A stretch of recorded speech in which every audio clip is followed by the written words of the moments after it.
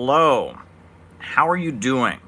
I always wonder what's the right way to start this. I've always wondered if I should start out oh, what are you doing here? Well, good of you to join me. I always wonder if there's some kind of hook, right? I always say, hey folks, right? That's the thing I do. I don't even do it consciously. It's not even like a planned thing to start my live. But how should I start the lives? Should I say, I was watching the news the other day, and I couldn't believe it made me an angry man? No, I'm just kidding. No, but seriously, we're all here to talk. I see Space Communist is here. I see Mao Tse-tung Comrade is here. Hello, Comrade Caleb. Wow, what's going on here? Lincolnite Yankee is with us. Oh, wow. What a day. What a day, what a day, and what a weekend it has been in the United States. And I know you all want me to talk about that, but I'm not getting to it yet. Hold up. Adam Jensen is here. Stone LD is here. Will DeMarco is here. I don't know you, Will DeMarco, but I'm glad you're joining us. Hello, Caleb, says Xavier. Hey, Caleb, says Joe Howard. Hi, says Prometheus. Glad you are all joining me. We are going to have a great time today. INF Pretty. Hi, says Harry. Hi, Stuart Becker.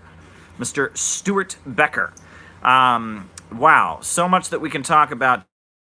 Nero, Thomas Mitchlack, Acta, Tommy Ferraz, Dan Uko. Wow, we're all just piling in here because we are a community here. Julian Drew says, please no beverage for your health. Sorry, Julian. Sorry, I'm already. It's one of those days. I need it, the energy. I am drinking the beverage that will not be named. I had to start before the live even started. That's how much I need it. That caffeine kick today. Oh boy, tell me about it. Stone LD is asking me about Daniel Deleon. Wow. Well, I can just make a comment about Daniel Deleon here before we get started. Daniel Deleon was a Marxist. He was a professor. I believe he was born in the Caribbean, but he taught at Columbia University, and he was fired, this is in the 1800s, for being a socialist, for being a progressive, and for supporting Henry George, the progressive economist's run for New York City mayor. He then started the Socialist Labor Party of America. Their symbol was the arm and hammer, which later went on to be the baking soda symbol, but they had no relation to each other. The arm and the hammer, the Socialist Labor Party, they had the Weekly People, which was their newspaper, and the SLP, led by Daniel Deleon. They were famous for impossibilism. They didn't believe in trade unions, they believed in socialism. They did not believe in 8-hour workdays, they believed in socialism. They did not believe anything short of revolution should ever be supported under any circumstances. They were ultra-leftists by standard definition, and Daniel Deleon was the guru, and he went around the country and he debated people. He was famous for having debates with people he disagreed with, and he was a very, very good orator, a very, very good writer, and he was a Marxist, and he was an economist, and that's Daniel Deleon. And he, in terms of American socialism, Daniel Deleon was a very important figure. Very, very important figure. And I think there's plenty that can be learned from Daniel Deleon. One quote I always like from Daniel Deleon, he says, "The red flag makes no bones about its true purpose." I like that quotation. So, what else is new, folks? There's a lot going on in the world, a lot happening out there. I'm glad that we're all friends here and that we're all talking about things. So if you haven't done it already, hit the subscribe button so you're subscribed. And in addition to subscribing, click on the bell. Click on the bell. Click on the bell. Now, 2 times says respectful evening to you all. Caleb from the UK. Click on the bell. Be sure to click on the bell so that you get updates, so that you're joining us. And also, if you want to get the Caleb Gold Star Shiny Medal of Hardworking Order of Lenin Award, shout out to Jenny Lynn, shout out to Tommy Ferraz. If you want to get the Order of Lenin Award for helping this community get bigger, KJ Mack is with us, JT24, Ivan Moss. If you want to get the award for helping build this community, what you need to do now, Alex Giovanni is with us. If you want to get the prize, what you need to do is paste this. Cut and paste the link and spread the word. Make this a bigger community. Bring more people in. Neon Noir says, bless you, comrade. Well, that's very sweet of you. Please cut and paste this link, tweet it out, share it on your Facebook, bring people in to the conversation. So much for us to talk about today. What a world we live in. So much going on. We are having a great time. Nathaniel Adams gives me a shout out. Good to talk to you, Nathaniel Adams. Good to talk to you, Owen Stevens. Good to talk to you, Karim Moop. I can talk. There's plenty that we can talk about today. Wow. Shout out to Kinky, who's with us. So much that we can talk about today. Glad you are joining us. So much for us to talk about. So, I don't know if folks are aware. We all know what's dominating the news this weekend, and I will get to that later. But there's a couple economic stories that are not dominating the news that are rather important. Gas glut in the energy markets. Gas glut in the energy markets. This is from the weekend edition of the Wall Street Journal. ExxonMobil Corporation, second quarter profits fell 21% as diminished returns for gas and petrochemicals offset production growth in America's hottest oil fields. ExxonMobil is the biggest oil and gas company in the world. It is the current descendant of John D. Rockefeller's Standard Oil Company, and it actually had a decrease of 21% in its profits. The article goes on to say, Exxon's lower returns mirrored smaller results earlier this week from European counterparts, including Royal Dutch Shell plc. Profits from the company's global natural gas segment fell by about half to $1.34 billion as prices declined abroad due to abundant new supply from projects around the world. Shell said its quarterly profits sank to about $3 billion.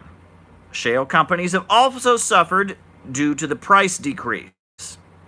U.S. gas production rose a record of more than 37 trillion cubic feet last year, up 44% from a decade earlier.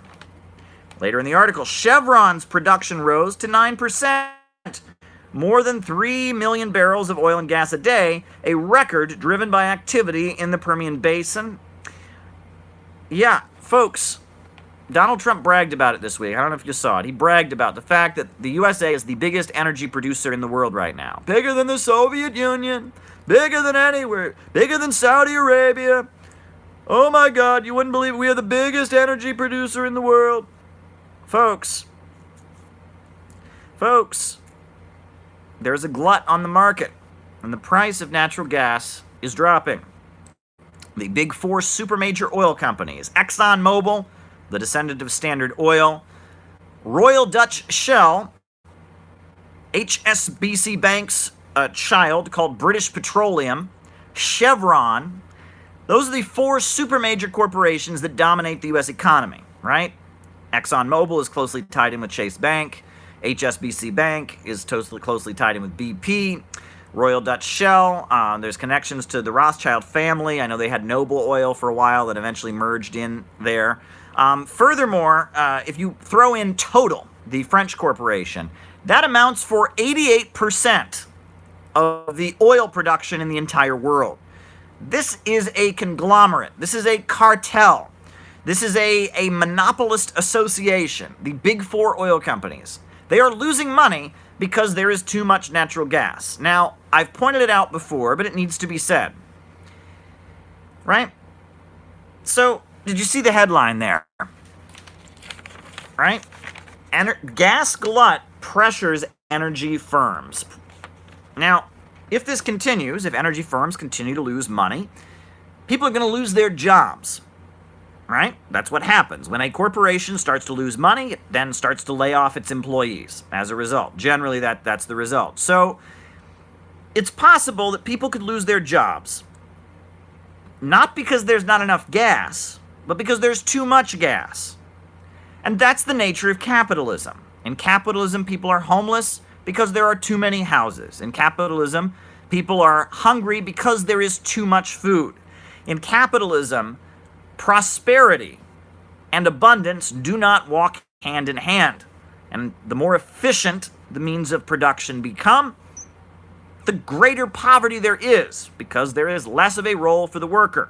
The more that is produced, the poorer people get. Poverty amid plenty, right? That is the reality of the capitalist economic system. And this is what Karl Marx's great thesis, his magnum opus book, Capital, is all about. How the capitalist is constantly revolutionizing technology, and as the result, the people get poorer, and this is deeply irrational. And you have that boom-bust cycle, which I've talked about on here. If you watch these lives, you're very familiar with all of this. But I just wanted to show you a headline buried in the exchange section, the B exchange section of the Wall Street Journal, illustrating what I'm talking about. And this also points to why they don't like Russia.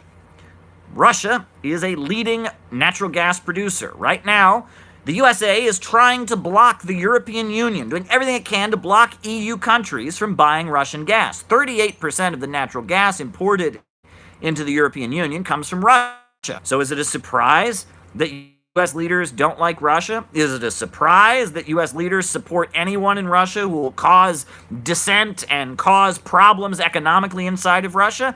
Of course not, right? Because Russia, they see Russia as a competitor. Russia, the way it saved its economy from the disaster of free market capitalism in the 1990s, the Yeltsin years, that was a real, libertarian, experiment there, where Yeltsin came in there and worked with Jeffrey Sachs, the U.S. economist, and they privatized things, and they experimented with all that Milton Friedman, Ayn Rand, libertarian objectivist, privatize things, get the government off our backs. Russia had a really sick, disgusting free market experiment during the 1990s. And the result was mass death and poverty. And the way Russia has been able to restore itself is by the creation of two state-controlled megacorporations, Gazprom and Rosneft. Rosneft is a state-controlled oil company. Gazprom is a state-controlled natural gas corporation. And Russia has turned itself into an energy powerhouse. And as a result, it has an economy that is largely centered around the government's revenue coming from oil and gas. And now it is a competitor with the West once again. And that is what the big oil companies cannot stand. And that's what you need to remember when it comes to Russia, and you need to keep this in mind. A lot of people are under the illusion the imperialists of today are like pirates, right? And they say, arg, arg, these Iraqis have oil, we'll go steal some booty, arg, arg. That's not how imperialism works. That is not how imperialism works. Imperialism is about controlling markets and controlling profits. It's not about, going there and stealing their booty. They got treasure under their island there in Iraq. We're gonna go steal it from them. That's not the situation at all. It's not like that at all. It's about controlling the trade routes. It's about making sure that everyone purchases from you. That's really what imperialism is about. It's about dominating the trade routes, keeping the world poor, maintaining a monopoly, and beating down any potential competitor. It is about setting up a global monopoly on the markets where all roads lead to Rome. It's the Roman Empire setup. That's basically what imperialism is. It's making sure that no independent market can emerge, no competitor can stand up to you. You control the trade routes. No one does business unless it is with you. It's rather interesting, many people, and people are going to hear this and go, "Oh, there you go again, Caleb." But it's worth pointing out. The early Christian church began. It proliferated within Rome itself. It was in Rome, and interestingly, if you read the book of Revelations, the Revelation to John, that's the one that everyone gets all crazy about. Final book of the Bible, right? And it's the great beast and the number of the beast and the four heads and the whore of Babylon, and it seems like a bunch of gibberish.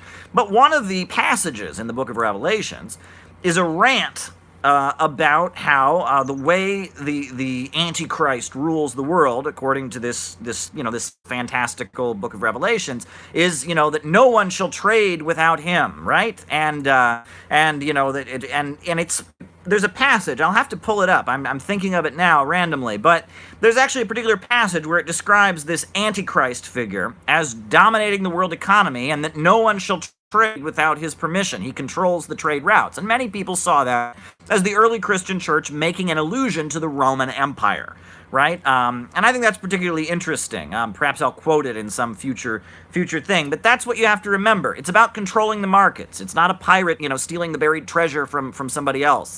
That's not what imperialism is. Imperialism is a global system of monopolies. It is about controlling the markets. They are plunderers, they are raiders, they are pirates, but it's about controlling the trade routes. It's not about stealing their booty. Arg! I'm having fun here. I don't know. So there you go. What else is new, folks? I see all kinds of people commenting here. We're having a great time today. Lovely Sunday afternoon. Some sad stuff in the news that you all know about. I will get to that. I will get to it, but I'm trying to talk about other things that the mainstream media isn't focused.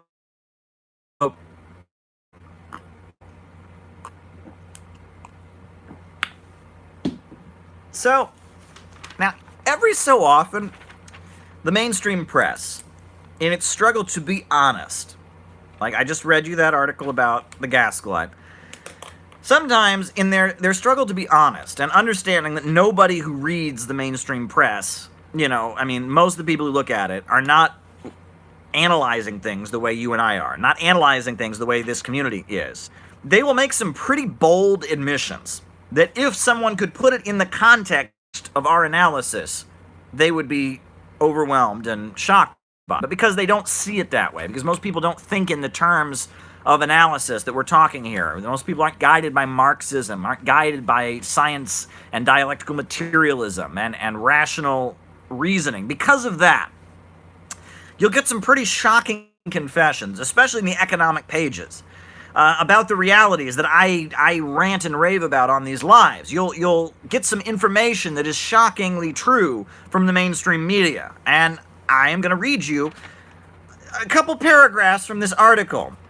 China can no longer rescue the world. You see this? China can no longer rescue the world. This is heard on the street. This is the Wall Street Journal, weekend edition. Quote, Americans have gotten pretty used to worrying about China's power, but they may need to start worrying about its powerlessness. Central banks are widely credited with helping the global economy escape major pitfalls since the financial crisis over a decade ago. But all along, China has played a bigger role. Whenever global growth faltered, Beijing splurged on roads, airports, and housing developments that fed companies and their employees across the globe. So you didn't hear that from me. Global capitalism has been propped up by Chinese socialism. Let me repeat that. We now have a confession in the Wall Street Journal. The global capitalist system is propped up by Chinese socialism. The article goes on. China's propensity to import has dropped over the last 15 years, and the country's domestic production has become increasingly sophisticated, and it has needed less foreign steel and machinery. This process seems entrenched. Chinese technology giant Huawei has responded to President Trump's restrictions on its use of U.S. suppliers, with plans to roll out its own operating system to replace Google's Android, for instance. When the debt bubble popped in 2008, Chinese growth and central bank stimulus became the engine that kept the world economy chugging along. Let me repeat this. When the debt bubble, this is not me, this is not Caleb saying this.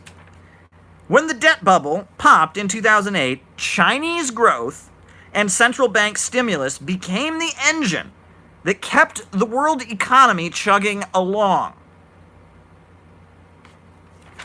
So, yeah, not only is capitalism failing in the West, the only reason capitalism has been doing so well, especially since the 2008 crisis, is because it had Chinese socialism to prop it up. China, a country with 5-year economic plans. China, a country with central banks controlled by the state, where the state controls the banking sector. China, a country where the state plans out production. China, a country with 90 million members in the Chinese Communist Party. China, with its centrally planned economy and its huge amount of government spending, its government-controlled steel industry that's producing half the steel in the world, its huge planning and government spending on infrastructure. China, despite all its problems, and I'll admit China has huge amounts of problems, China, with its planned economy, with a huge amount of government intervention, with a communist party controlling the economy, China has been propping up the U.S. economy. Right? Western capitalism is so weak, and it's been held up by Chinese socialism. Now, put this in the context, right?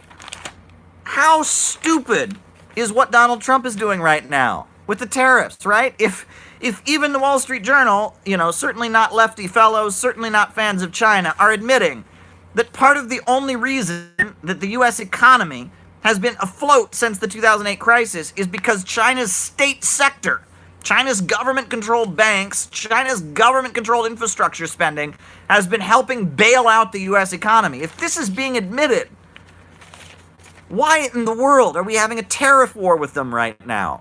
This is beyond me, right? This is unbelievable. So we have it here that not only is China's great economic growth due to government control, government spending, and government oversight of the economy, but it's that Chinese control of the economy, that Chinese state-controlled economy, where when things go down, the government just steps in and starts building railroads and highways and controls everything, where they've got 5-year economic plans, where they're funding scientific research, right? Not only is that economy doing quite well, that economy has been propping up the U.S. economy. It's been propping up the global economy. Yeah, so there you go, folks. We can talk more about China later, but there you go. Wow.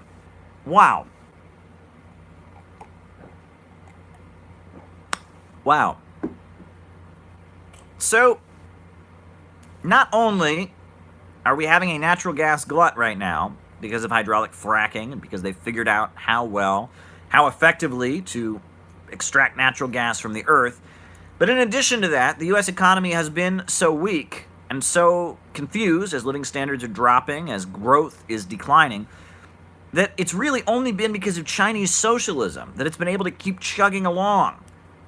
I mean, these are things, didn't hear it from me, didn't come from my mouth. Someone named Logan Hodge is wishing me a good afternoon. Well, good afternoon to you, Logan.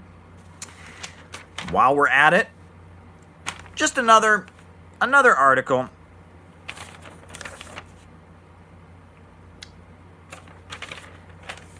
Landlords benefit as sales slump. Now that sounds like an innocuous title. Really does, right? That doesn't sound, okay, all right, so decline in sales of housing, people who rent properties benefit from it. No. There's some pretty amusing details in this innocuous article. Quote, "The slump in home sales this spring has befuddled economists and bedeviled real estate agents, given how low borrowing costs and unemployment have been. Big rental home owners, on the other hand, are overjoyed." Towards the end of the article it says, a lack of affordability, let me repeat that point, a lack of affordability is pushing would-be buyers to rental home companies and helping keep them there, particularly those that are seeking to purchase a home for the first time. Researchers at John Burns Real Estate Consulting recently estimated that even after a 30-year mortgage rates fell for nearly 5% in November to below 4%, only 54% of Americans can afford to buy a house that is 20% below median price in their area. Let me repeat that. Only 54% of Americans can afford to buy a house that is 20% below the median price in their area. So folks, do you remember the American dream? Do you remember that? Let's leave it to Beaver. the white picket fence outside the house. America is so great because you work in a factory and you own a house, right? Americans, they own their house. Americans are property owners. Remember that? Americans can't afford to buy those homes anymore. Now they live in that house and they rent it from a rental corporation. Not only can Americans not afford to buy the homes, but now they are renting. Middle America used to be, that was the glory of the suburbs. That was the glory of the American dream. Look at Americans. They all own their own home. They've got their perfect lawn that they mow perfectly, and they've got the grass cut, at the really precise way, and they've got 2.5 children in their home, and they're married, and it is the American dream, and their kids go to nice schools and play football, and the daughter's going to be a cheerleader, and no, it's over, folks. That home, they're renting it now, right? They're renting it now. Home ownership is becoming a thing of the past for the American middle class. That American middle class that everyone talked about, which was really working class people, was people who worked in factories and all of that. That American middle class is fading away. That's the reality of what we are dealing with in the United States at this time. The standard of living is dropping. Americans can no longer afford to buy their own homes. That statistic at the end, 54% of people in the United States, only 54% could afford, only 54% could afford to buy a house, not at the medium range in their area, but 20% below the median range in their area. Americans can't afford to buy houses any longer, right? That was what, pushed along the 2008 financial crisis. You can't afford to buy houses, right? Americans can't afford to buy houses. Why can't Americans not afford to buy any houses? Because there's too many houses, right? Right? It's unbelievable. This is the irrationality of the capitalist market.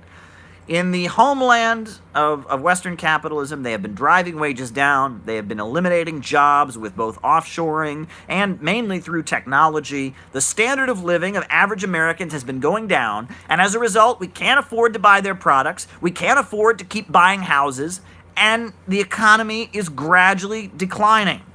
That's the reality of what's taking place in the United States, and it's all in this book that was published in 1867 called Capital. And it talks about this. These are the objective laws that Karl Marx explained about how capitalism works, that the capitalist drives the wages of his employee down. He maximizes profits, and as a result, the worker cannot buy back what he produces. It didn't take a genius to come along and figure this out. All these people going, what's going on? What happened to the American dream? Oh boy, I don't know. No one could have predicted. Yes, they could have. Yes, they could have, folks. Yes, they could have. Wow. Yeah, I'm having a great time here. We're talking about natural gas. We're talking about sales slumps. People are LOLing. People are spamming. People are doing all kinds of stuff. We're having a great time here, folks. I'm having a great time. Hades in 1989. I don't even know what that's about. Caleb, could you talk about your favorite books? Your bookshelf behind you looks very interesting. Well, that's very sweet. I love books. I really do. And I live in a New York City apartment. Not a lot of space here in New York City. There used to be a billboard for like a storage locker company in New York City, and it quoted the Bible. It said, "My Father's house has many rooms," and below that it said, "Jesus was clearly not a New Yorker." Something about New York City, you don't have space here. I know, everywhere else I've lived, you have the huge basement. You can dump a lot of stuff in it. No. New York City, we're all crammed into little tiny spaces, paying rent that is through the roof. That's part of New York City. That's the reality. However, this small apartment I have is full of books. It's full of books. I have a lot of books here. Books from all different fields. And before I go to work, when I take the train, I'll look over the bookshelf and figure out what I want to take with me that day. Sometimes I'll overload the briefcase I take to work with me every day because there's just too many books in it. But, I learned a lot, and reading books is an important thing. People learn through reading. If you're very curious, if you want to know things, you got to learn it from a book. And I am scared, honestly, by the number of people I meet that don't know what an index is. Right? A lot of people. When I was in college, I had a roommate, He was a football player, and he saw the books on my shelf, and he said to me, "Caleb, have you read all those books?" And it struck me like for a minute, what he was saying was he didn't seem to understand that, you can open the index, you can open the table of contents, you might read part of what you need to know from a book. Like, he saw like a book like a movie. Like, you have to read it from beginning to end. You have to read every word of it. So there you go. And I'm a very literate person, and I've got a lot of different books here, and books from all kinds of perspectives. Books I don't agree with, books I do agree with. My mother was a librarian. I spent a lot of my teen years in a library, and so I've been around books my whole life. My whole family's particularly bookish. It's just kind of part of how I am. I read books. I'm a literate person. That's just who I am, and that's not who some people are. I mean, we live in a TV culture, and I try to be tolerant. And part of the reason I do a lot of these lives is because I realize that I could write articles saying exactly what I say in these lives, but far more people will see it if I make a video, right? Far more people. If I write an article, a few people will read it, but if I make a live, a lot more people are going to see it. A lot more people are going to see it. So there you go. There you go. Plenty more to talk about.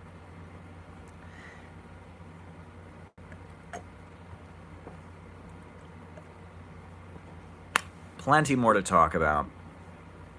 Caleb, what do you think of Poland's new law banning totalitarian ideas? I don't like it. I don't like it. And isn't that dangerous, right? That's what these folks don't understand. People that are always like, oh, we should outlaw the Nazis, we should outlaw the Klan. Well, in theory, that's good. I don't like the Nazis, I don't like the Klan, but what most people who advocate this don't seem to understand is that opens a door. And what they also don't understand is that to liberals, if you don't think the Soviet Union was absolute hell on earth and that everyone was starving and miserable and died until they got free in 1990, and then in 1990 under Yeltsin everyone was going freedom and everything was amazing under Yeltsin, and if you don't buy into the Western narrative of the entire history of socialism, if you don't think that socialism was just one giant hellhole and misery failure, if you admit that like the Soviet Union electrified the whole place and wiped out illiteracy, to average people in the United States, to average liberals, and I use liberals broadly, not necessarily Democrats, to Republicans also, but people that buy into the Western liberal ideology, you're the equivalent of a Holocaust denier. Did you know that? I've had people tell me that. People say, oh, everyone knows that communism's failed everywhere it's ever been tried. And I say, they electrified the whole place, they wiped out illiteracy. Do you actually believe that? And I bet the Holocaust didn't happen. I'm telling you, right? When people equate Stalin with Hitler, when people repeat anti-Soviet, I'm not the person who sits here. I don't go around denying that human rights violations happened. I don't deny that bad things happened. I just point to the economic fact that socialism has produced economic growth. I just point to that. That is a fact. Socialism has been very successful economically. Centrally planned economies work. That's a fact. That is something that no one can deny. However, they do deny it frequently in the press. Anytime the topic of socialism, well, it's never worked everywhere it's ever been.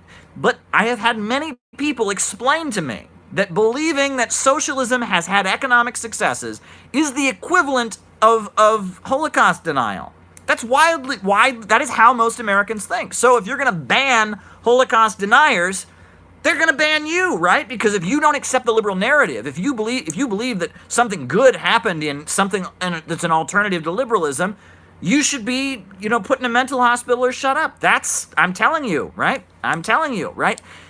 Most people don't understand that there is a vast difference between Stalin and Hitler. They don't.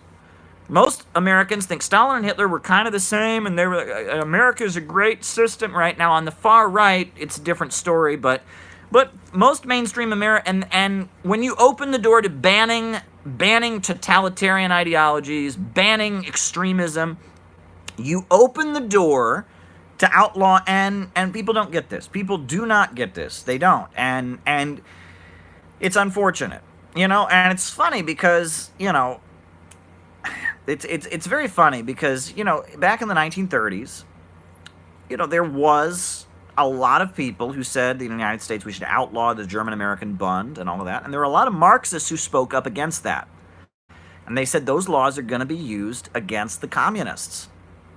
Right? And they were. The Smith Act, of 1940, which was, I believe it was used against the Trotskyite communists first. Later, it was used against some Nazi sympathizers during World War II. And then in 1948, they used it against the Communist Party USA. And the entire national board of the Communist Party USA was convicted and sent to federal prison in 1948. And most of the case against them wasn't things that they said. Right? If you look at the Foley Square trial of 1948, most of the charges against Eugene Dennis and Gus Hall and Benjamin Davis, and most of what they were convicted of was things that Karl Marx said or things that Lenin said. These guys were convicted for things they didn't even say. But because they believed in communism, they could prove in court that they weren't out advocating violent revolution. The Communist Party USA had never advocated a violent revolution. They proved that in court. They proved in court that they were not calling for the violent overthrow of the U.S. government, which they never had. They proved in court that they were a legal political organization. They were convicted because of what Karl Marx said. They were convicted because of things that Lenin said. Right? If you read the Smith Act passed in 1940, it outlaws teaching the necessity of the violent overthrow of the U.S. government, or, and there's a big or an ideology. You should go look it up. Look up the statute. The next line is basically, so even if you don't actually advocate the violent overthrow of the U.S. government, if the ideology that you believe in lends itself to potentially, and then there was a Supreme Court ruling in 1957. I believe it was Yates versus the United States. This guy's a leader of the Communist Party, right? And his name was Yates. And he said, I'm a communist, I believe in Marxism, but I don't believe in the violent overthrow of the U.S. government, right? 1957. The Supreme Court said, actually, yeah. If he's not actually advocating the violent overthrow of the U.S. government, he can be a communist, he can be in the Communist Party. That was a big breakthrough, 1957. Communist Party USA became legal, right? From like 1948, when the crackdown happened, to about 1957, it was kind of not a legal organization. I mean, it was underground, and it was kind of functioning and kind of not, and the FBI was on their back, and a lot of people were convicted and sent to prison for being communists, but they did some stuff. They managed to continue publishing their newspaper, and it was ugly times, right? But 1957, the Supreme Court in the Yates ruling says, oh yeah, you can be a communist as long as you don't espouse calls for the violent overthrow of the U.S. government. And then this is where it gets really crazy. In the 60s, I believe it was 1967, you have the ruling Brandenburg versus Ohio. And I would crack up. I remember when I was studying this in college, I took some law classes. So this guy in Ohio, where I'm from, Charlie Brandenburg, Grand Wizard of the Ku Klux Klan, Charles Brandenburg bought time on local television in Columbus, Ohio, and called for acts of revengeance against members of Congress who voted for the Civil Rights Act. Now, keep in mind that revengeance is not a word, right? But Ku Klux Klan members are not famous for their knowledge and correct use of the English language. They're not, brilliant human beings. And so Charles Brandenburg, I think there ought to be acts of revengeance against these members of Congress who voted for the Civil Rights Act. And so he was arrested under Ohio's anti-communist laws, or their criminal syndicalism law, which was a law against syndicalists, which were, anarchist, wobblies. It was an older law, but it was also used against the Communist Party. They arrested this Klan guy, and he said, that's my free speech. I have the right to say that we should. Went all the way to the Supreme Court, and lo and behold, the Supreme Court ruled that as long as Charles Brandenburg did not actually specify, he did not make an actual threat against an actual individual, as long as he was just saying somebody oughta, it was okay. And so Brandenburg versus Ohio has really changed the nature of free speech. So now in the United States, right, there's a lot of things that people shouldn't be saying that is legal, right? It's very weird. And most countries, that Brandenburg ruling is a particularly weird ruling, I will say. And nowadays, by the way, with the Patriot Act and with terrorism, it's not exactly good law. It hasn't been tested completely. But if you look at it, right, where you can indefinitely detain someone on suspicion of terrorism, on suspicion of being, I mean, with the terrorism laws, Brandenburg seems to have been kind of overturned, but it's not exactly clear. I mean, they haven't yet arrested somebody simply for, advocating violence or something like that. But they have, with the Muslim community, done a lot of stuff around terrorism. So it's not exactly clear. We're in this weird space. But between 9/11 and 1967, I believe, 1968, there was this weird territory in U.S. law where you could basically, as long as you didn't making a specific threat against somebody, you could say whatever the hell you wanted. And that's really weird. And most countries, it's not like that. And honestly, I mean, I'm not convinced, honestly. I don't know any country in the world, and we all know that they found other ways to get people, right? That the far left, if they became a threat, they were taken care of. In the 70s, the 80s, we know about COINTELPRO. So the law is the law. But according to the Supreme Court, it was technically legal to advocate violence. That shows how weird things are, right? But the Communist Party USA has never advocated the violent overthrow of the U.S. government. You can read William Z. Foster, Toward Soviet America. You can read Earl Browder's 1936 book, What is Communism? Never have they advocated the violent overthrow of the U.S. government. That has not stopped. That, however, has never stopped the U.S. Government from suppressing communists on charges that they do. And it's very, very weird. The Warren Court of the 1960s, the Supreme Court, the Earl Warren Court. Warren was a conservative, mind you, appointed by a Republican. But Justice Earl Warren, the Warren Court, when he was Chief Justice of the Supreme Court, had some wildly far-left rulings.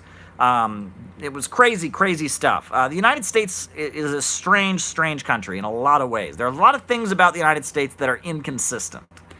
Very inconsistent. But yeah, now I'm going on a tirade about the Supreme Court and communist legislation and the Warren Court and all of that. But hey, while we're talking...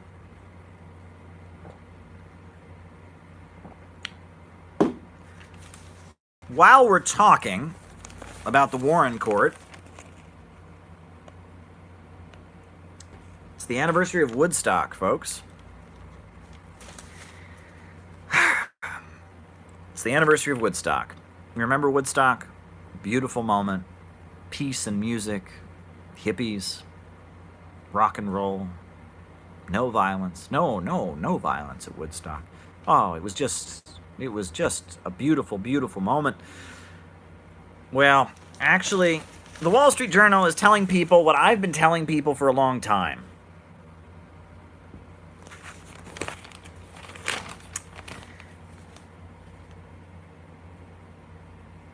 This is what Pete Townshend of The Who said about Woodstock. Quote, "What was going on off stage was just beyond comprehension. Stretchers and dead bodies, and people throwing up and having bad trips." The New York Times deemed the event, quote, "nightmare in the Catskills," after a teenage concertgoer was run over and killed by a tractor while asleep in a field. Another man died from a heroin overdose, and around 6,000 people were treated at the festival's makeshift first aid tents. But it's beyond that, right? It's far beyond that. So let's back up. So in 1969, New York City was a center of political activity, right? I mean, it was the streets of New York. It was like every day there was dissent and protests going on. There were a lot of young people who just did that all day long. I mean, I talked to some of these old baby boomers, and they talk about how, like, there were a lot of just crazy people. There was a group in New York City called the MFers. I'm not going to say their actual name. They called themselves the MFers, and they were known to chant, "Smoke dope, get high, all the pigs are gonna die." And it was like there was just this protest culture where people just went around protesting and disrupting and being crazy all the time. And a lot of them weren't really political. Now, there were SDS, there was Youth Against War and Fascism, there were some factions that were particularly political, but there was a lot of just kind of people being dissidents and using drugs and being being leftists, and there, it all centered around opposition to the Vietnam War. And people tell me that back in those days, that like somebody could leave the U.S. Army, right? Someone could be a deserter from the U.S. Army, and he could walk around in his uniform and shout, I am AWOL, I am a deserter," and people would just give him a high five and be like, "Cool, man, you didn't fight in the Vietnam War." In New York City, Greenwich Village in particular, but all over New York City, it was just kind of a center of dissent, right? So you got to remember that, right? And that it was just, there were a lot of young people in New York City that were young, and there was just this whole culture of people just kind of hanging out and doing drugs. And then whenever there was a protest against the Vietnam War, they would show up and act crazy and burn stuff. And it was just, there was just a lot of young people, just kind of, there was a booming economy in the United States at that time. No one talks about that. But, at that point, the 60s, the economy was booming. People from that time tell me about how they worked one day a week, right? That a lot of people that wanted to be communists or activists would work one day a week. They would work at a temp agency, and some restaurant would hire them. They'd work from like 6 in the morning at a diner until, 12 that night, and then they didn't have to work for the rest of the week, and they could just be a communist activist the rest of the week or whatever, right? People tell me the stories of like, they needed some money real quick. They would go to a construction site and walk up to the foreman and say, "Can I do something?" The foreman would say, "Okay, do this." And by the end of the day, they'd have like, $30-40 and they'd be set, which was a lot of money back then.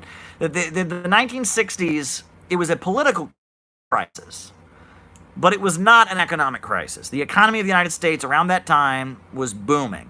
And, so you have to remember that. So New York City was the center of this kind of counterculture, protest culture, influenced by the left, but more influenced by drugs and counterculture. And Woodstock was a concert, and it wasn't from below, right? And that's what people don't seem to understand, is that Woodstock was not like, it didn't just randomly happen. That's the way it's always presented. Big record companies that, that are tied to big banks and big corporations decided they wanted to do like a publicity stunt. And they arranged it. And no one talks about this. How were the performers flown into Woodstock? How were they flown in? Do they just, what? They were flown in on U.S. military helicopters, folks. That's documented. And they were flown in on U.S. military helicopters, and a lot of the young people who went to Woodstock couldn't leave and were kind of trapped. The place they had parked all their cars was very, very far from where they all ended up. And huge amounts of drugs were distributed to people, right? And people were there, and 24 hours, there was loud music playing. There were not bathroom facilities, right? Lack of toilet facilities. People were just kind of, defecating, feces, urine everywhere. Yeah, Woodstock wasn't great, right? But you saw the movie, and it was great. It was great on TV, right? Yeah, Stanley Stan is saying, "Don't take the brown acid, man." And that's very famous. He apparently got up on the microphone and said, "Don't take the brown acid." Oh boy. People didn't have enough food. People were kind of trapped, right? The whole thing was some kind of weird, the thing was arranged from the highest levels. The biggest record companies, U.S. military helicopters, and they filmed it all. They made it into a movie. They made it into an album. They made it a big thing. It was a big cultural moment, but it wasn't political, right? There was like some anti-Vietnam stuff. But you remember Abby Hoffman very famously tried to give a political speech at Woodstock, right? And he got up when The Who was playing, and they kicked him off the stage, very famously. It was non-political. It was about drugs. It was about being trapped, and it was in the middle of nowhere, and it was actually quite a nightmare. And it was almost, you can almost look at it as if it was some kind of experiment. Yeah, like how can you control people? How can you get all of these dissident young people, all these people that are leading all these disruption, these constant protests, get them in the middle of July in the hot summer to somewhere where they can just kind of be drugged and stoned and pooping and peeing and... Yeah, you look at Woodstock, it was not some beautiful moment. It really, really wasn't. It wasn't. And the fact that has become the symbol of what protesters and people that oppose the Vietnam War are about, I find to be very, very disgusting. I'm not about Woodstock. I'm not about the movement. It's weird. When I started going around communist groups, Many, many, many times I had this conversation. People would be like, so were your parents like communists? I'd be like, no. No. How did you get interested in communism? Well, I read books about it. The ideas appealed to me, and they were just like, right? You talk to these old communists. It's two generations. Their parents got off the boat from Lithuania or Russia or Estonia or Latvia or Poland, and they were desperately poor. 1930s, they joined the Communist Party USA, right, which was the organization that fought for jobs and education and was in the streets and organized whole neighborhoods and fed people and had unemployment councils. Their parents came to the United States in the 19-teens and the 1920s, and among immigrant communities, among people from Eastern Europe, being a communist, that was just part of whatever. A lot of these people, the reason they'd fled their home country was because they were communists and they were going to be rounded up by the government or something, and they fled, and among immigrant communities, among low-income people in Eastern Europe. So they came to the USA, and, okay, I guess I'm in the Communist Party. A lot of them were Italian, right? A lot of them people from that wave of immigration to the United States, the immigration wave that took place, 19-teens, 1920s, people from Ireland, people from Italy, people from Eastern Europe. They came to the United States, and they were desperately poor, and they were working in steel mills. They were working in meat packing houses and making poverty wages, very poor. And they joined the Communist Party USA because it was an organization that fought for their lives. It unionized their factories, and it fed people, and it was in their neighborhood. And in their neighborhood, in Chicago, in Cleveland, in New York City, everybody, the communists were everywhere. Every day you'd get a knock on your door with someone trying to sell you the Daily Worker newspaper.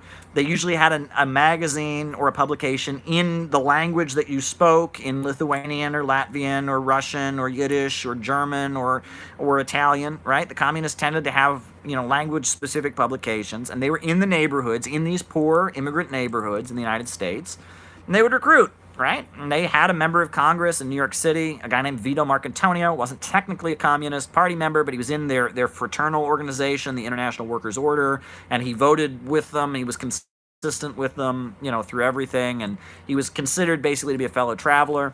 And that the communists, they were the organization that took care of a certain constituency of people in the United States. And you look at the May Day protests they had in 1932 and 1933, hundreds of thousands of people in Union Square in New York City because the Communist Party was an institution that took care of these people. All these people, World War II comes along, they all fought in World War II, they come back from World War II, they have children, McCarthyism sets in. And at that point, it suddenly stopped being acceptable to be a communist in the United States. In the late 30s, to be a communist in the United States meant you were in with Roosevelt, it meant you were in with the labor movement, it meant you liked the Soviet Union, which was an up-and-coming country that was very rapidly industrializing, you were against the Nazis, against the fascists. Being a communist in the United States in the late 30s, depending on where you were, right? But in most urban centers, in Hollywood, in universities, in Greenwich Village, in New York City, in Los Angeles, in San Francisco, in Chicago, being a member of the Communist Party was considered acceptable and trendy, right? Charlie Chaplin hung out with the Communist Party. Lillian Hellman, the very famous playwright, hung out with the Communist Party. The guy who wrote The Maltese Falcon, he hung out with the Communist Party. The very famous African-American writer Richard Wright, who wrote Native Son, he associated with the Communist Party. Communists had people in Congress. Eleanor Roosevelt was investigated for her ties to National Youth, the Congress of the American Youth. Eleanor Roosevelt, the first lady, was going to speak at this communist organized youth gathering, and when Congress investigated, she let Gilbert Green, a member of the Young Communist League, a card-carrying communist, sleep over at the White House.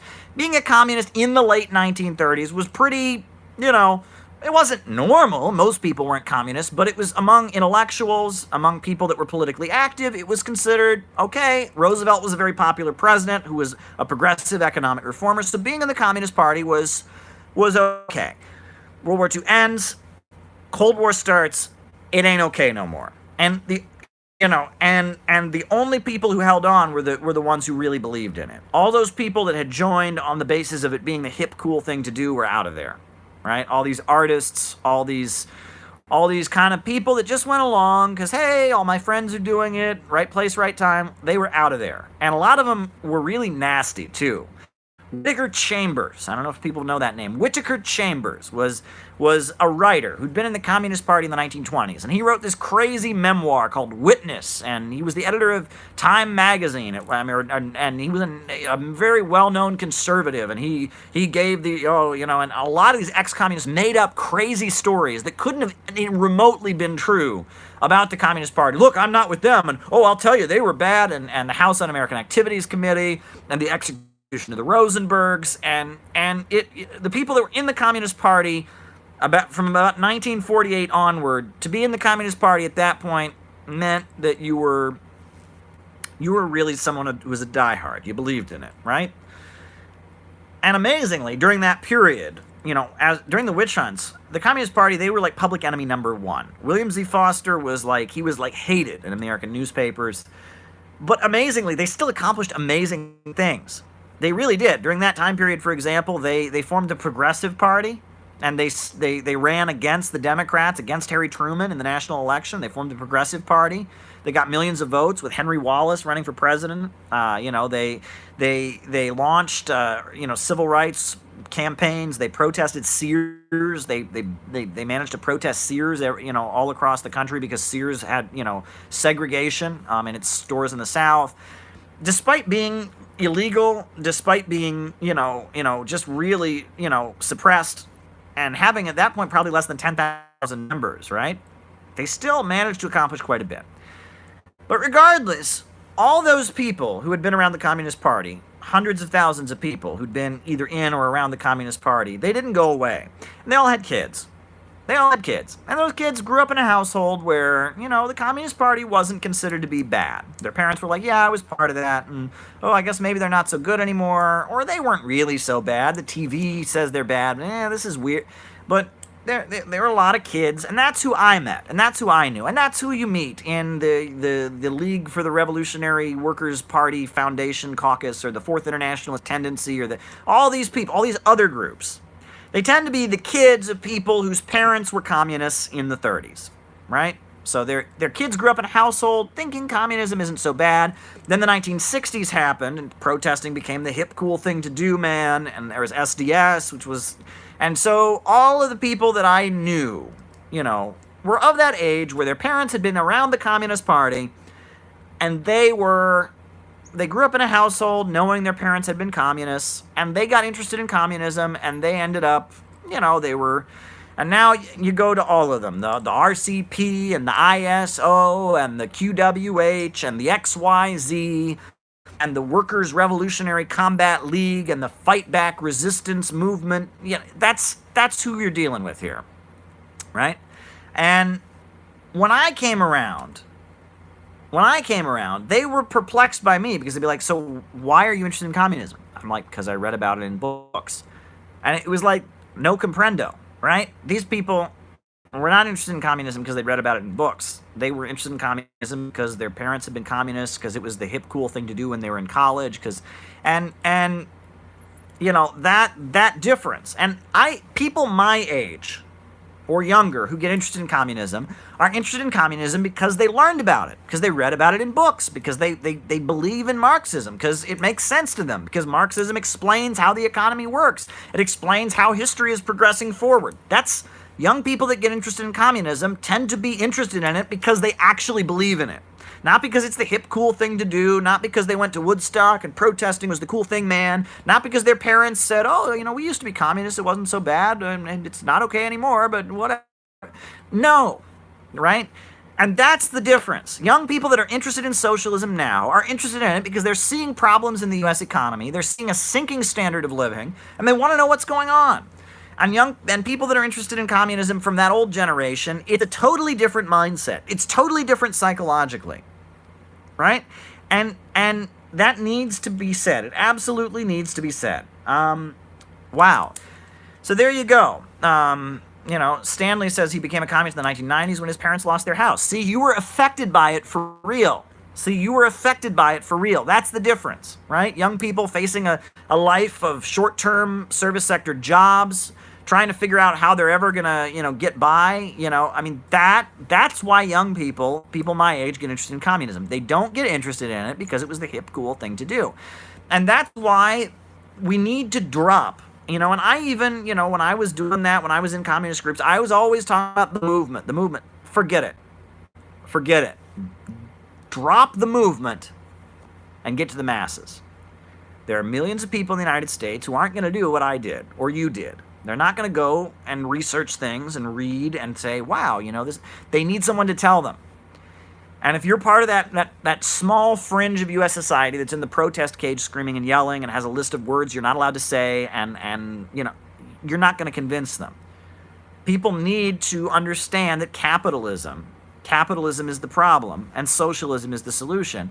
And the movement is not going to tell it to them. The movement is not the answer. You need to get out of the movement, right? Stop wasting your time with the movement and get to the masses. Do what the Communist Party did back when they were a strong organization. Take care of people, feed people, knock on people's doors and tell them about communism. That's what communists always did. The movement is a 1960s thing, right?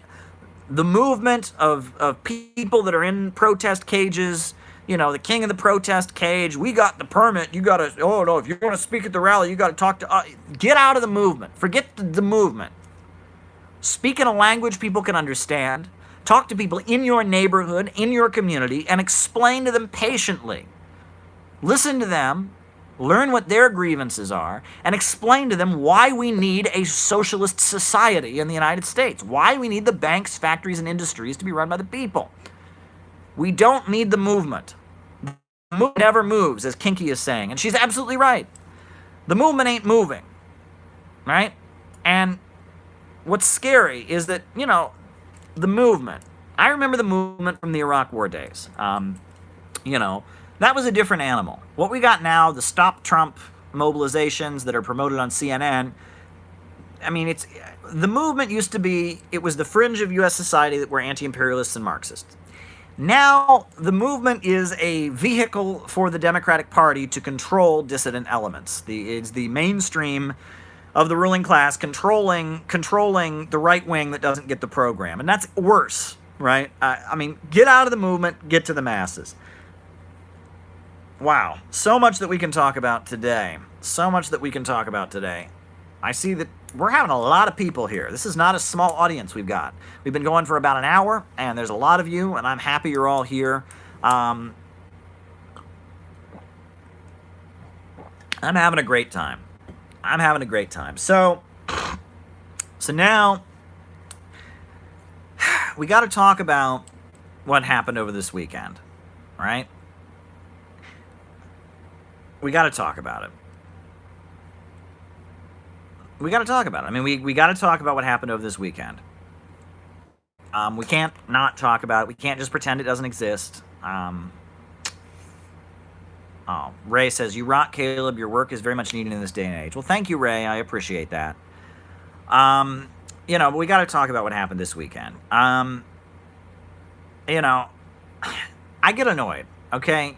Because the Fox News crowd, it annoys me. Because do you remember when that guy shot up the congressional baseball game? Right? You remember that? Right? Who knows? I guess he was a left-wing fellow, was mad at Trump, shot up the congressional baseball game. What did they say? What did Fox News say? Oh, the far left are dangerous extremists. And every time, how many right-wing shootings have there been? And what do they say? What do they say when there are right-wing shootings? Oh, let's talk about mental health. Why are you politicizing a tragedy? Here you go, says Ruben. Well, thank you, Ruben. Well, why are you politicizing a tragedy? Come on, folks. Come on. Right? Every time, so this guy who did it was apparently, surprise, surprise, right? We're not shocked at all. A white nationalist, didn't like immigrants. Did mental health play a factor? Yes. Mental health certainly played a factor. Sane human beings don't go out and shoot up, and kill random people at a shopping center. But it's a particular form of mental illness that is attracted to, hateful ideology, right? That there are a lot of people, I'm sure, that have this hateful ideology, perhaps, that maybe don't do that kind of thing. Not maybe, but but a particular kind of killer, murderer, they latch on to the far right in order to justify their behavior. It's a pattern, and we're seeing it, right? Can't deny it. It's happening. And thank you, Neon. I appreciate it, right? I'm having a great time. But, you can't deny something's happening here, right? And that mental health, yes, is a factor. And I don't like the fact that I'm not allowed to say mental health is a factor, right? Mental health is a factor. The prevalence of gun ownership is a factor, and hate and white nationalism is a factor. They're all factors, but it's a recurring pattern of a young white male like myself. I'm 31. Am I young? I think I am. I'm not as young as this fellow. He was a decade younger than I am. But a young white male who's attracted to hateful white supremacist ideology goes out and commits a horrendous mass murder. It's a pattern that we're seeing. And every time we do this, and I talk about Ayn Rand and how, ideology that kind of admires murderers is widespread in the United States. I talk about a lot of things, but, we have to talk about what's going on here.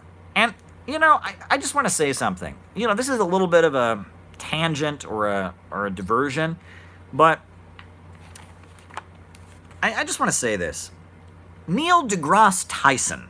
Do folks know Neil deGrasse Tyson? You're supposed to know him. He's hot, amazing, right? He's the great physicist and scientist, and we're now supposed to listen to everything he has to say about politics because he's smart. He's so smart. Neil deGrasse Tyson, this is what he tweeted out earlier this afternoon.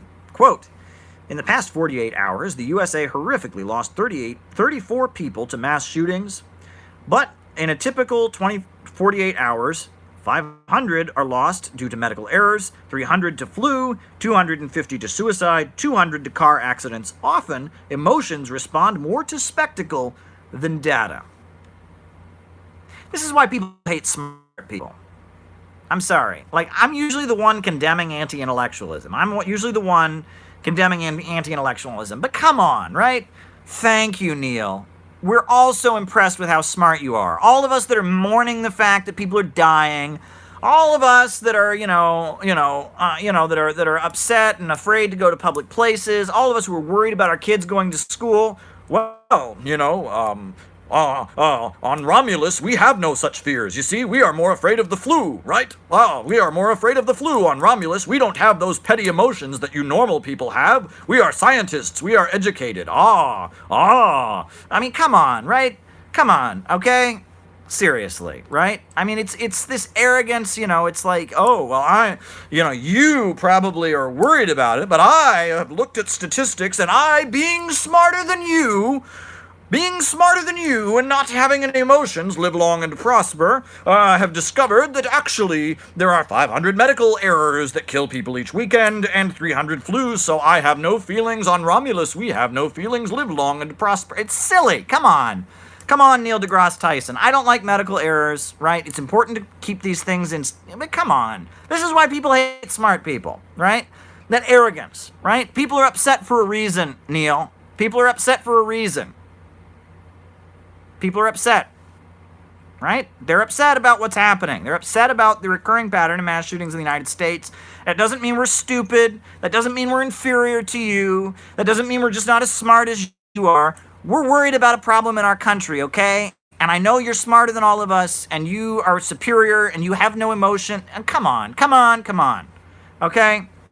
I'm having fun here. I like a lot of what he says. There's a lot of things he says that are great, but seriously, didn't appreciate the tweet, Not what we need to hear, What else is new, folks? But back to that point, you talk about mental health, okay? And this is what needs to be said.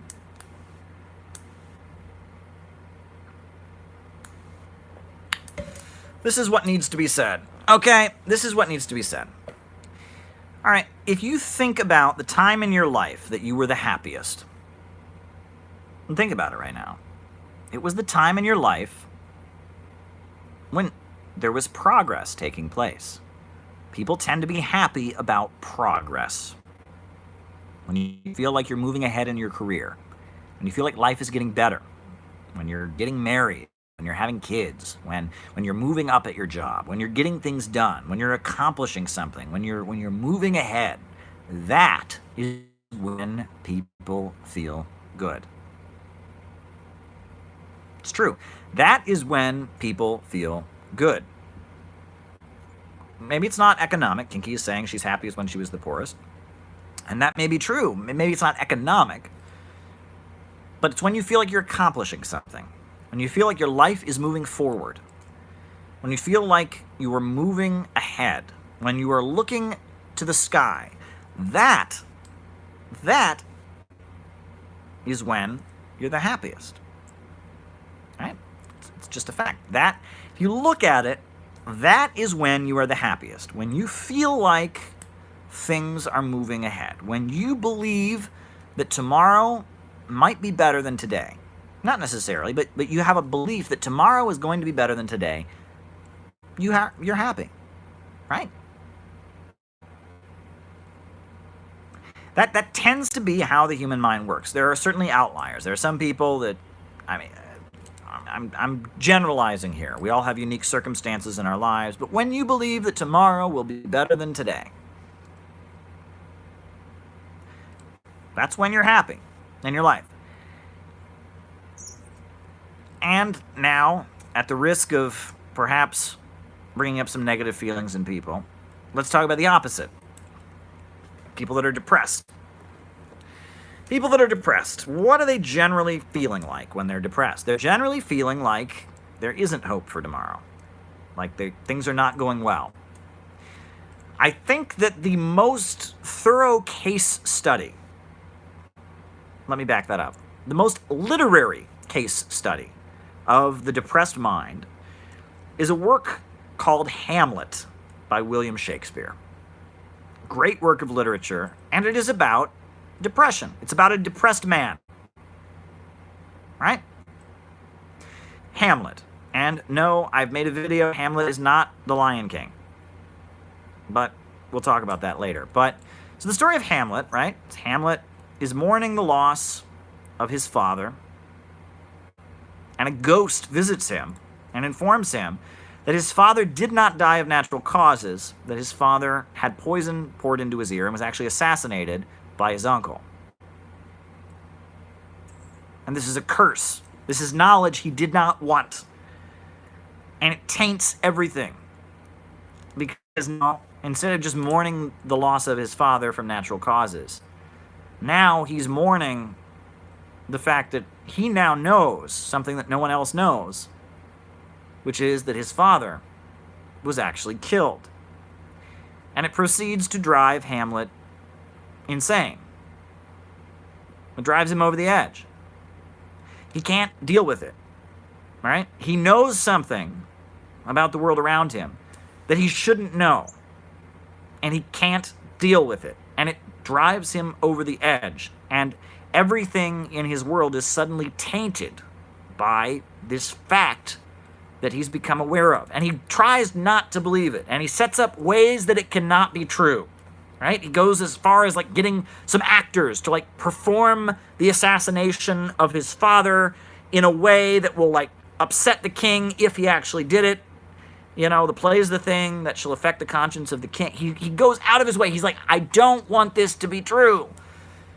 And he ends up stabbing somebody through a curtain and killing them. The father of his beloved is then Ophelia kills herself. His girlfriend, who's supposed to marry, commits suicide. And ultimately, Hamlet ends up, having a suicidal duel, and everybody dies. And the stage ends with everyone dying.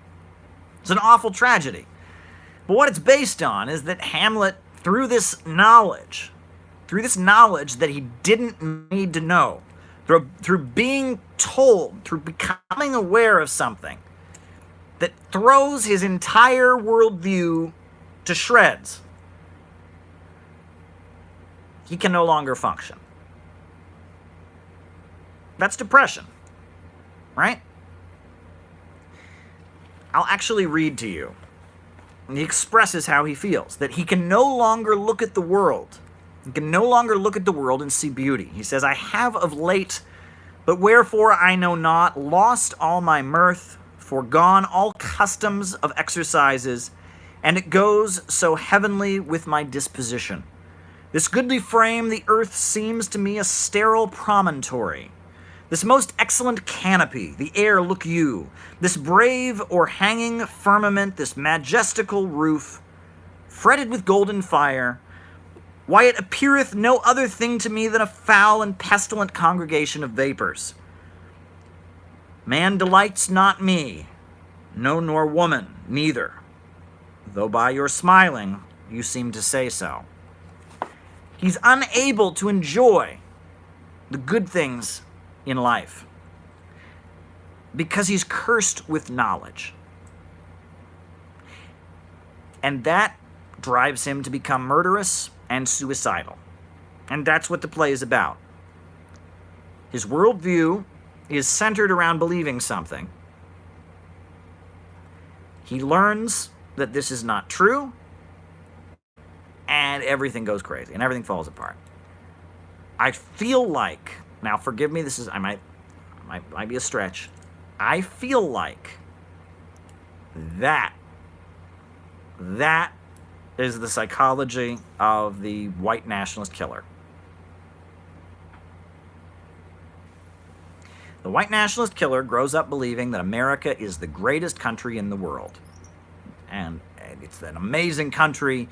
We have the best system. Nothing could go wrong. This is the greatest country ever, and it's amazing, and we have the best way of doing everything, and our economy is invincible, and we fight in wars, and we liberate people, and it's a beautiful, and now know, like we all know, right? We all Americans know the country was founded on the genocide of Native Americans. It was. The country was founded on the genocide of Native Americans. The country became wealthy through something called the African slave trade. This country bombed and killed millions of people in Vietnam. This country bombed and killed millions of people in Korea. This country has overthrown democratically elected leaders all across the planet. And on top of all of that, our standard of living is declining, right? And young people are seeing their standard of living go down. They're stuck in a cycle of low-wage, short service sector jobs. If you grew up with this mythology that America is just the greatest country in the world, it does no wrong things, it's just an amazing country, all the other countries are shitholes compared to America, you know, America is great, America is good, capitalism is amazing, everything. I mean, if you grew up believing that, right? If you grew up believing that, and you enter adulthood into the United States as it currently exists, and you start to realize all the things are not true, it leads you to just, you go crazy. I mean, and that's what I feel like these crazy white nationalist guys are doing, right? This is, they cannot, you know, someone says they swallowed the red pill, and that's what these white nationalists call it. They call it taking the red pill. Well, it's suddenly realizing that, I'll quote Hamlet, that something is rotten in the state of Denmark.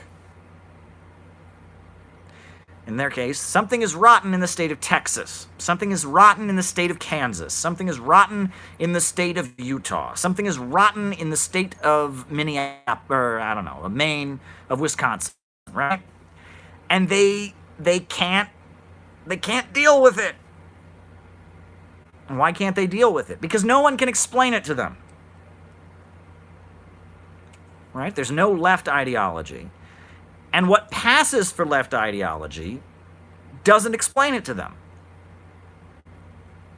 They are totally confused.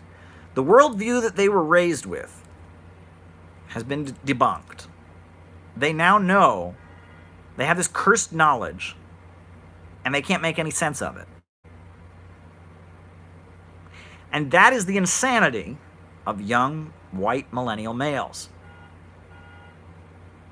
That's what's going on here, folks, and I think you can learn it from Hamlet. Now, people are going to accuse me of sympathizing with these people. I don't. Let me repeat that. I don't. And the ideology that the insanity that they come up with about, all of that, is crazy and it's nuts, and they completely go off the hinge. But, and then in many cases, some of them are committing mass acts of violence and terrorism. But I believe the underlying insanity is Hamlet, right? It's that they have knowledge that they don't know what to do with. Must be said, right? Hate me for saying it. I'm sure I've offended a shit ton of people here. Wow, I'm swearing like crazy today. What is with me? I'm swearing like a sailor. But it needs to be said, right? That this was, I think that that's what we're understanding here. This is Hamlet. This is Hamlet. This is a generation of white American males who live in conservative areas experiencing Hamlet. Now, Kinky says, did Hamlet run out and mow down a bunch of innocent people? No, obviously he didn't. There was quite a bit of death at the end of the play, but it wasn't a mass shooting. But but the thing is, you can sympathize with Hamlet, right? Hamlet feels like he's been wronged. Hamlet, you can sympathize with Hamlet. You can't sympathize with these guys, and I'll tell you that's for sure. But I think it's that crisis. And I must say that these shooters, there's a whole... All right, how do I say this? There's a whole country in the United States. If you turn on the TV around the world and you see the United States, you're going to see New York City or Southern California. That's it. That's what you're going to see. New York City or Southern California. This is a whole country, right? I'm in New York City right now. That's probably why you see me. You wouldn't have noticed me if I hadn't been. I'm just kidding. Maybe you would have. But, there's a whole country out there. And, that country doesn't just have urban centers. It has suburbs. And it has rural areas. And living in those suburbs, and especially living in those rural areas, are people. And those people, that's where I grew up. I grew up in a very small town, a rural town. There were some factories there, but it was a rural town. It wasn't even suburban. It was rural. It was rural, I'll tell you that much. We saw Amish people. Occasionally we would see an Amish person drive a buggy on the street in front of our house. That's how rural it was. Those people don't exist as far as the media is concerned, as far as wider society is concerned. And I can tell you some embarrassing examples about them not existing. For example, when I worked in Detroit, I spent a summer, I had an internship working to stop home foreclosures in Detroit. And it was a great experience. Me again. Goodness gracious, they froze me again. Well, I don't know. I'm still going here. I'm talking. I hope you all are still listening. Anyway, I had this internship in Detroit. And numerous times throughout this internship, a person of color would say to me, wow, I can't believe you didn't spend your summer surfing on the beach or like going on vacation in Maui or Hawaii or something like that. And I would think, where in the world would I get the money for a vacation like that? But to them, because I was a white person, that meant I was wealthy, right? Another example. Well, I can go down the line. That the United States is a very big country. It's a very, very big country. And that there are big chunks of the population who just don't exist, right? I mean, to the wider society, there's this feeling that they just don't exist. And the media doesn't acknowledge them. And, they don't exist. And that's a problem. And, they do exist. I mean, look at a map. Look at the population distribution of the United States. They exist. And they tend to be Republicans. And they tend to be quite conservative. They tend to vote for Trump. And they exist. And, I guess that's all I can say about that. But, oh boy, folks, they did that freezing thing again. They froze me. But what else is on people's minds here? I don't want to spend the whole time talking about shootings. Let's talk about something else. Let's talk about something else that's more enjoyable. Let's talk about something that's less depressing, because I don't want to be depressed. But But yeah, I mean, when we talk about these shootings and all of that, you know, before I go, Caleb's frozen because he's in Denmark. Oh, that's funny. People are asking me about deep green resistance. I'm not going to talk about that. Jesus. You know, someone's asking me about what? I don't know about what. Well, what to you? But, you know, someone's asking me about Mao Zedong thought. Someone's asking me about what are the real fascists. People are asking me, yeah, oil glut was a positive story. Perhaps it was. Yeah, folks, you know,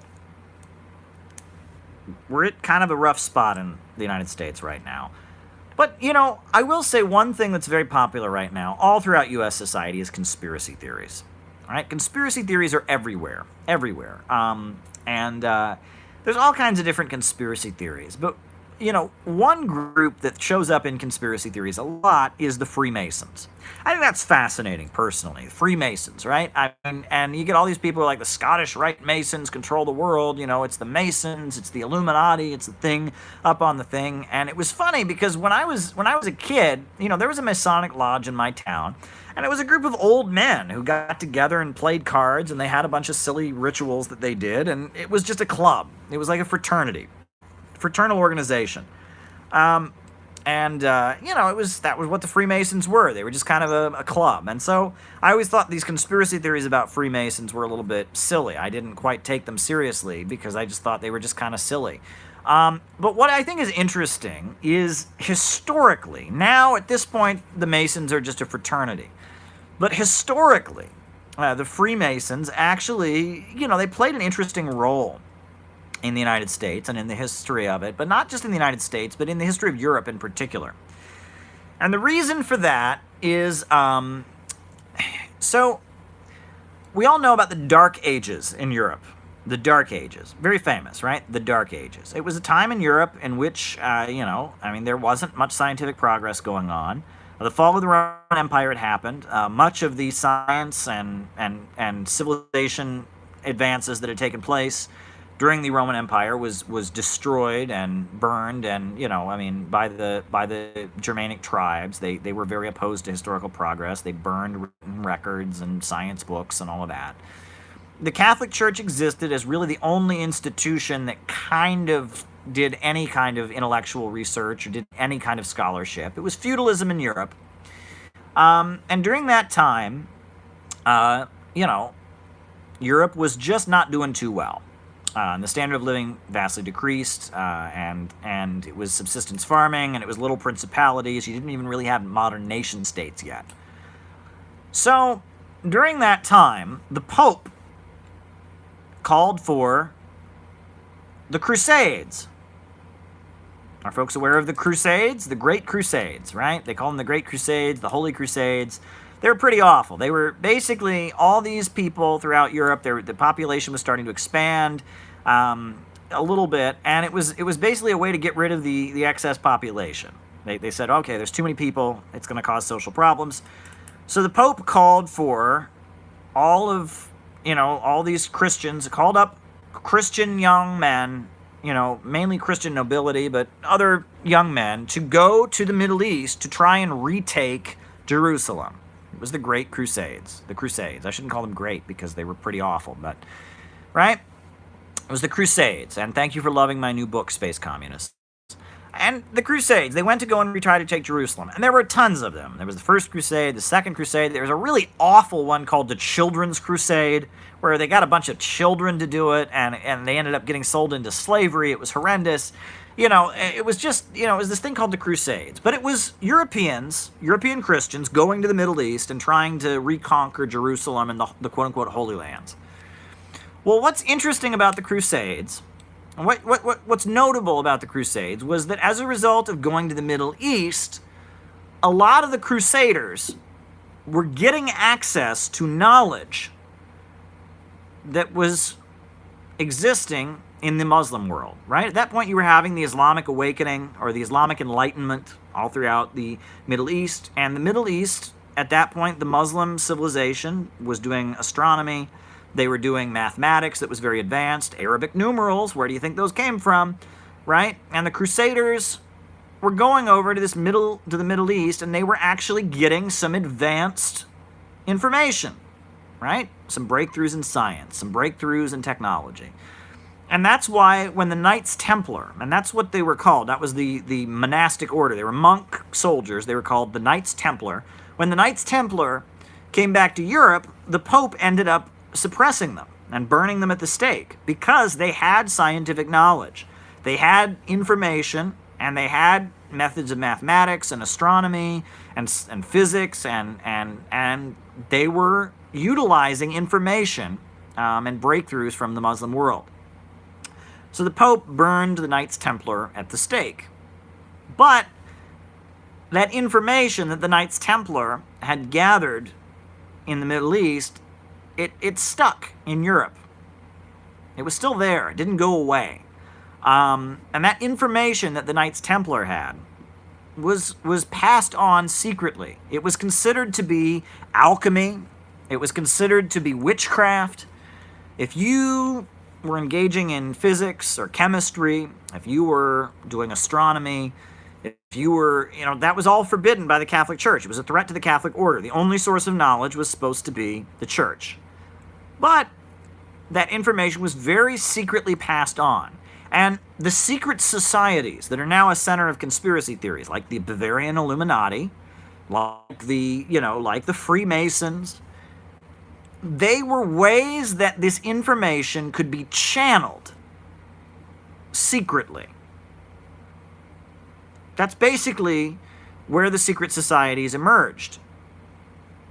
That's really, and that's why, by the way, the Freemasons, they have the image of the Knights Templar on their fezzes. And that's why they have a lot of Islamic symbols, by the way. Did you know the Freemasons, they wear the crescent and the star on their fez. Why is that? Because of their roots going back to the time of the Islamic Enlightenment. That's why Thomas Jefferson, who was a Freemason, had a Quran and studied the Quran. And when you were a Freemason back in the day, I don't know if they do it anymore, they studied the Quran and their rituals. And they learned about Islam. And they also learned about different religions. They compared them, right? And that history, the Freemasons, the Illuminati, these secret societies that now just kind of function as kind of fraternities, they are an incarnation of that time period. They're kind of a survival of what eventually became the bourgeois revolutions, right? Eventually these people banded together and, they brought down feudalism. And these secret societies and secret orders that fought against the Catholic Church and brought about the Reformation and eventually the Enlightenment. And, those forces eventually brought about the bourgeois revolutions that created capitalism. That, interestingly enough, that history, I think, is fascinating. I think it's fascinating. I think it really is. That basically the struggle for scientific thinking and the struggle for information and the struggle to think critically survived through secret societies and secret mechanisms and ultimately triumphed after thousands of years of conspiring in the darkness. I think that's a fascinating story. However, I want to talk about another aspect of the Freemasons, because it was interesting. I was reading something the other day, and it was accusing, it's a long story, but someone I was talking to was telling me that in the Russian Orthodox Church, they oppose, a theology that they refer to as Gnosticism, right? And I had heard of Gnosticism before, right? The Gnostic Gospels, the Gnostic religions of the ancient times. I'd heard of Gnosticism before, right? And I didn't quite know how people defined this term Gnosticism, but the Russian Orthodox Church is very opposed to Gnosticism. So I asked this person to define Gnosticism.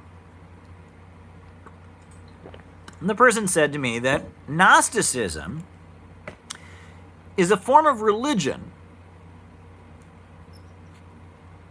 where one gradually learns the secrets over time. And they said that basically Gnosticism is why the Russian Orthodox Church condemns the Freemasonry. Because the Freemasons, they have some ideas about God, they have some ideas about the universe, but you don't get it all at the beginning. You pay, right? You join the group for a few years, you pay your membership dues, and they tell you more. And then you recruit a few people, and you move up, and you get to a higher degree or a higher level, and then they tell you more. And then you pay some money, and they tell you more. And they tell you more, and they tell you more, right? And that is the Gnostic method of religion, where the religion has all these beliefs that it keeps hidden. Right? And then that Freemasonry, it was Gnostic, right? That Freemasons, they look like they're just a secret order, but eventually you learn more, and eventually you learn more, and you pay more. And there's, of course, somebody at the top who's getting paid this whole time. And it's like a pyramid scheme. You recruit more people, and then you learn more, you stick around. And it's a hustle. It's a scheme to make money. But it's also based on this premise that people aren't entitled to the entire truth. And a number of people have said, like Scientology, and they're exactly right. Scientology is the same kind of method. And that there are a lot of organizations that have functioned that way, right? Where they have some particular knowledge, and they groom you, and they groom you, and they give you more information. They get more out of you, they give you more information. It's a hustle. It's a scheme. It's a scam. But it's more than that. It's a relationship. It's this assumption that only people that you really trust can get this information, number one. And it's not good. But in this age, in the age of WikiLeaks, right? In the age of WikiLeaks, it's much harder to run this kind of scam. Much harder to run this kind of scam. And the reason for that is that information is widely accessible. Why is Scientology in a crisis right now? Right? It's not just Leah Remini's documentary. It's not just the South Park episode that came out like a decade ago. Why is Scientology in a conspiracy? Because Xenu, right? The myth of Xenu, right? The fact that alien souls are haunting the planet, right? And that thousands of years ago, a bunch of alien souls, you know the whole thing, right? It's everywhere now, right? I'm not even going to repeat it. You can look it up. I probably got it wrong, right? I'm not a Scientologist, so don't ask me. I'm not telling you what it is, but it's all over the internet, this thing about space aliens from ancient times, and you're not supposed to learn that until you're high up in Scientology, right? It's supposed to be, it's like the final, it's like, you know, you've been in it for like 40 years and you paid them millions of dollars and you learn it. But now it's everywhere. And the thing is, if you hear it now, as someone who's not been in Scientology for decades, you kind of laugh. You're like, that's stupid. Right? However, if you'd been in Scientology for 40 years or whatever, you'd be very predisposed to believe it. They dropped you little hints. They taught you how to think. They trained you in a certain way of viewing the world. You've been on it. So if you've been in Scientology for 40 years, when they finally sit down with you and explain you the Dark Lord Xenu thing, it makes sense. When you're like us right now, and you read it on the internet, or you see it at the end of a South Park episode, you go, that's stupid. And that's that, right? A bit of a problem. Scientology has that Freemason Gnostic method. And in the age of free information, in the age of the internet, it don't work no more. It's a lot like when the printing press was invented, and all of a sudden people across Europe were reading the Bible for themselves. It don't work no more, folks. It don't work. Right? The freedom of information makes it much harder to run one of these Gnostic scams. I think that's particularly interesting. But what's on people's minds? What's new, folks? What's happening? What's new? I see all kinds of comments. Somebody asked me if I think LGBT rights are Trotskyite. No, I don't. I don't know what that's about. You know, there's a lot of people out there who take things that I say and say, well, he said this and that, therefore he said this, and that means this, and whatever. I mean, I don't have time to deal with it. I mean, the amount of allegations that get made against me by really silly people that have nothing better to do with their life, I don't think that LGBT rights are Trotskyist. I don't know what that's about. I don't think Trotsky ever said anything about LGBT rights. So there you go. Someone said they won $25 in a lottery scratch ticket game. Well, that's good. I think the lottery is a bad thing, personally. I mean, whatever, you want to play it, that's your business. But, the fact that it's like people who, who don't have high incomes hope that maybe they can win some money. And rather than taxing the rich to pay for things like schools and hospitals, they set up a lottery where low-income people who are suffering economically think all my problems would be solved if I could just win the lottery. And it's a scam. I think the lottery is a scam, and it's disappointing. But, back in the age of my grandparents, the mafia used to run the lottery. Apparently, my grandparents used to talk about the numbers game, they called it. The numbers game. And it was the mafia would run it, and it was like coded. There'd be like an ad for furniture in the newspaper, and it'd be like, the furniture costs $253, and it was run by the mafia, right? So I guess now the government does it, not the mafia. But I don't like lottery. I'm not a lottery guy. I'm not into it. Somebody wants me to talk about the new communist movement. Well, we're frozen. We've been going for a while. That'll have to be for another time. But yeah, it's disappointing. I think, I'm glad. Congratulations on your winnings, sir. I'm not opposed to you playing it. It's your business. You can play the lottery if you want. I'm not condemning you for that. But, at the end of the day, the fact that the government is running the lottery is not a good thing. I don't think. I think they should be taxing the rich, and I think they should be creating economic opportunity for people that are low income, not dangling the 1 in a million chance they might win the lottery in front of them. That's what I think. Well, there you go. Gambling is ultimately regressive. Caleb Maupin, Puerto Rico. Caleb Maupin, Gang of Four. I've talked about the Gang of Four endlessly. You all know what I think about the Gang of Four. I'm not a big fan. Not a big fan. Yes, what else? Yeah, people are talking about the lottery. Yeah, why did they freeze us? What is this about? Now, is this my phone? Or is this YouTube? Or is this like an internet connection problem? Like, why am I frozen here? Why is it still going and frozen? That's what I don't understand. I'm perplexed by this. I'm very, very, very perplexed by this. I don't understand it. Why am I frozen and still going? Is this Silicon Valley coming after me? Is this simply a problem with my cell phone? What's going on here, folks? I don't know. But I'm glad you're all with me. And our community is growing, by the way. We have been over 100 people here for a long time. Our community is growing here, folks. So I do love you all. I think you all are great people. And we're a community here. And there's some regulars. There's some new people. I think it's great. Someone says I should sing praises of Hillary Clinton and see if it unfreezes. Good advice. I'm never going to sing the praises of Hillary Clinton, so I can't try it.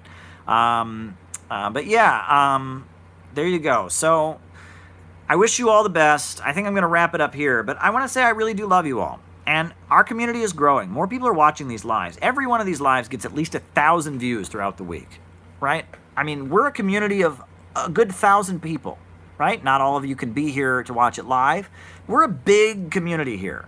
And the reason for that is because what we're talking about is so unique, right? There's a lot of socialist and communist channels on YouTube now. I'm not the only one. I'm certainly not the only one, but I'm unique. This is a unique brand, right? And if you've read my book, City Builders and Vandals in Our Age, it's a unique message. And I want to mention, by the way, before I go, last night, I actually did a conversation with Sean Stone and Adam Kokesh. Do folks know who Adam Kokesh is, the libertarian? Adam Kokesh, myself, and Sean Stone recorded a podcast. Right? And it's going to be online in the next few days, I suspect. I don't know exactly when. But it's going to be out. Adam Kokesh, the libertarian, myself, ANCAP guy, says Hugo, and that's right. We had a conversation about anarchism, about socialism, about the DNC and the Democratic debates. It was exciting. I'll say that much. And when it's out, I think you'll all enjoy it. But I'm making the rounds, folks. I'll debate anybody. Kinky says, thanks, Caleb. Buy yourself a case of NYC brown liquid on me. Oh, you're so sweet, Kinky. I appreciate it. But listen, folks, I'm having a great time. I'm not a big fan of libertarians either, but I'll talk to anybody. This new book I put out, City Builders and Vandals in Our Age, the inundation says it'll get you woke on geopolitical analysis. It will. And, I'm doing something new and exciting here, right? The level of economic analysis, the level of literary and cultural critique. I mean, this is something special here. We have a unique view. We are the city-building tendency of the 21st century. You, me, and all of us here. We are the city-building tendency. We are reviving the part of the human spirit that is progressive and wants to advance and build new things and wants to reject the primitivism of greed and profits and irrationality and start getting us to a higher stage of civilization. And that's what we are. That's what we're doing here. We are the city builders. You're a city builder and I'm a city builder.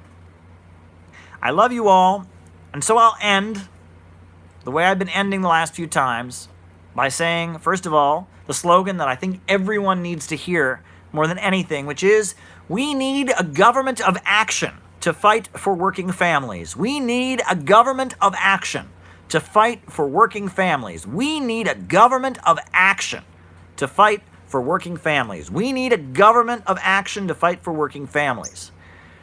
And then I'll end the other way I've been ending, just because I think it's poetic, with one of the last statements of Mao Zedong. Ever since World War II, U.S. imperialism and its followers have been continuously launching wars of aggression, but the people of various countries have been continuously waging revolutionary wars to defeat their aggression.